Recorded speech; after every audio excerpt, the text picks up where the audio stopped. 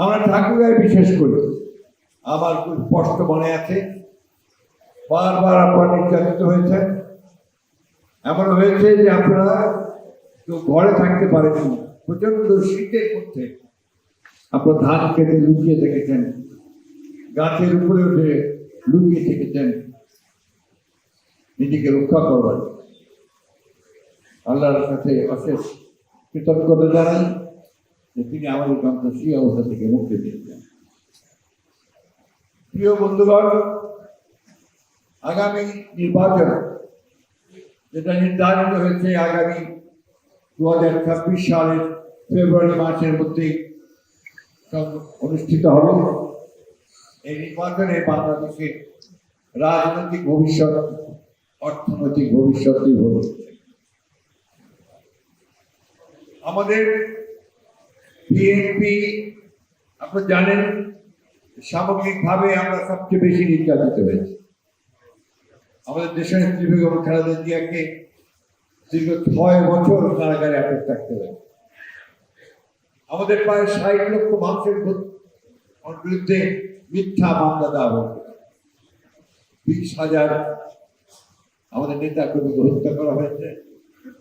আমাদের প্রায় 1700 নেতা কর্মী, ইলিয়াস আলী সহ, পারভেজ সাহেব সহ, এমপি 3 জন এমপি সহ তাদেরকে গুম করে দেওয়া হয়।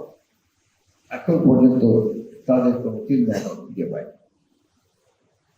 এই যে অত্যাচার, এই যে নির্যাতন, আমাদের নির্যাতন তারেক রহমান সাহেব, তাকে মিথ্যা মামলায় জড়িয়ে তার দেশের থেকে তাকে নির্বাসিত করা হয়েছিল। তিনি এখনো দেশে ফিরে আসতে পারেন।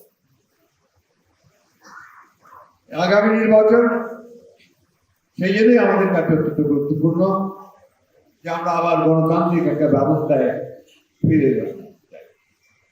আমাদের মানুষ নির্বাচন চায়। তারা এই 15-16 বছর যে ভোট দিতে পারেনি, আবার তারা ভোট দিয়ে তাদের নিজস্ব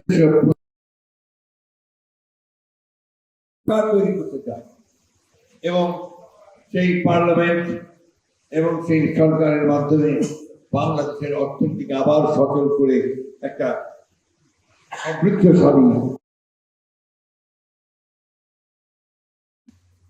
দুর্ভাগ্যক্রমে আমাদের যারা সংগ্রাম করেছেন, লড়াই করেছেন, তাদের মধ্যে অনেকেই বিভিন্ন রকম মত পোষণ করছেন। এটা হতেই পারে। তার জন্য সেটাকে লক্ষ্য করে, সেটাকে কেন্দ্র করে আমরা আন্দোলন করার রাস্তায় এটা কোনো মতেই গ্রহণযোগ্য নয়। কারণ যে দাবিগুলো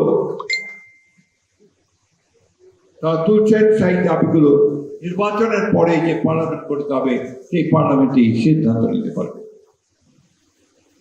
আমরা খুব স্পষ্ট করে বলেছি যে সংস্কার আমরা চাই এবং সেই সংস্কারগুলো শুরু আমরা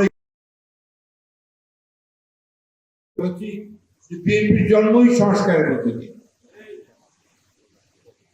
2078 সালে যখন বিএনপি প্রতিষ্ঠিত করেন জিয়াউর রহমান, তখন কিন্তু তার আগে একটা একদলীয় শাসন ব্যবস্থা ছিল। শেখ মুজিবুর রহমান সাহেব করেছিলেন 5 সাল।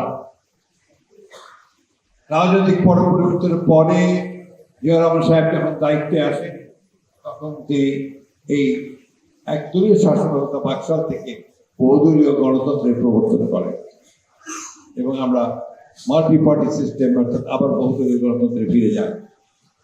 এবং সেই 79 নির্বাচনে আপনাদের অনেকেরই মনে থাকার কথা, আওয়ামী লীগ সহ সকল বিরোধী দল সেদিন নির্বাচনে অংশগ্রহণ করেছিল।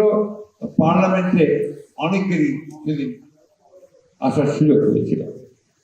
সেই পার্লামেন্টকে বলা হয় বাংলাদেশের সর্বশ্রেষ্ঠ পার্লামেন্ট।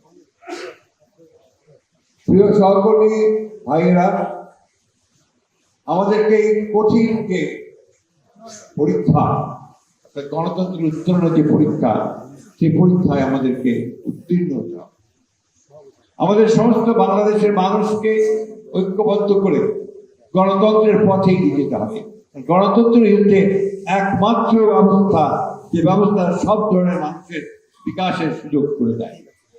সকল মত প্রকাশের স্বাধীনতা থাকে, পার্লামেন্টে নিজের কথা বলার সুযোগ থাকে, পত্র পত্রিকায় নিজেরা কথা বলতে পারেন, সংবাদপত্রের স্বাধীনতা নিশ্চিত হয়, একই সঙ্গে বিচার বিভাগের স্বাধীনতা নিশ্চিত করা যায়। একই সঙ্গে আমরা আমাদের যে অর্থনৈতিক ব্যবস্থা, সেই ব্যবস্থাকে গণতান্ত্রিক করার মধ্য দিয়ে আমরা আরো অনেক উন্নত করতে পারি, এখন যা আছে তাকে উন্নত করতে পারি। আমি আমার সংবাদ কর্মী ভাইদের কাছে একটাই অনুরোধ জানাবো যে আপনারা একটা রাষ্ট্রের, আপনাদেরকে বলা হয় যে আপনারা একটা অন্যতম স্তম্ভ, গণতান্ত্রিক রাষ্ট্রের একটা বড় খুঁটি হচ্ছেন আপনারা। আপনাদের বস্তুনিষ্ঠ সংবাদ পরিবেশনের মধ্য দিয়ে এবং বস্তুনিষ্ঠ সমালোচনার মধ্য দিয়ে গণতন্ত্র টিকে থাকে। এটাই হচ্ছে গণতন্ত্রের নিয়ম, সেখানে গণতন্ত্রের সাফল্য।